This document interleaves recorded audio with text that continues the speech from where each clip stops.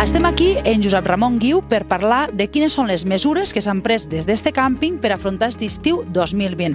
Josep Ramon, moltes gràcies. Moltes gràcies, Anna, per venir a Campingscat, al càmping Serra de Prades, i sempre estareu ben acollits aquí. Què us preocupava de saber els protocols, saber què havíeu de fer? Vam aplicar les mesures que venim aplicant quasi pràcticament sempre. El distanciament aquí a la muntanya i a l'interior és molt gran. Per tant, vam aplicar uns temes d'aforaments, perquè eren obligat compliment per llei, però vam pràcticament veure que no hi havia molta dificultat en aplicar les normatives. No? Espais tancats no en tenim gaires, tenim molt espai natural, tenim grans espais, com sempre hem deixat a la muntanya, grans parcel·les, i per tant no vam ser molt restrictius perquè el mateix càmping ja feia l'aforament que ens marcaven. Sempre hem estat per damunt de les obligacions que ens han marcat.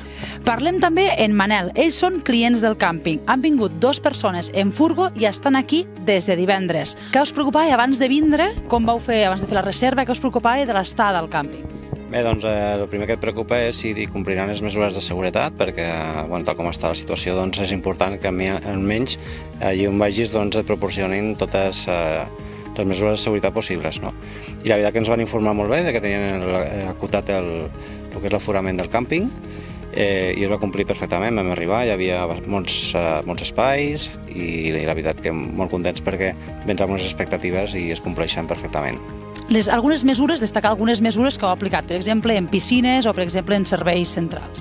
Sí, està clar que hi ha uns espais tancats, que són els serveis sanitaris i la piscina, que el que volíem és controlar quanta gent podia entrar. No? I així sempre sabem que hi ha un distanciament molt gran, perquè d'allà de la capacitat, que és gran, i del poc aforament que té el càmping normalment d'interior de muntanya, això el dividim per la meitat. Per tant, sempre la gent té un distanciament de més de 3 i 4 metres per persona amb l'altra. A tot arreu hi ha dispensadors del gel hidroalcohòlic, després dels monitors i el personal del càmping que també t'obliga a portar la mascareta a tot arreu. Quan entres als serveis, a tot arreu està tot senyalitzat, amb les marques a terra, i la veritat que és molt fàcil de complir les normatives. També és la sorpresa que la gent està molt civilitzada. La cartelleria també és molt important perquè uns punts de parada, uns punts de distanciament, els supermercats i els llocs tancats, sol pot entrar una persona igual que recepció. La sort nostra aquí al Serra de Prades és que la finestra de recepció dona directament a l'exterior. Per tant, aquesta finestra ens permet atendre la gent sense entrar dins de cap espai tancat. Moltes gràcies, Josep Ramon, pel teu temps, per les teves explicacions, sobretot per l'impuls i sempre per la serietat en impulsar aquests protocols.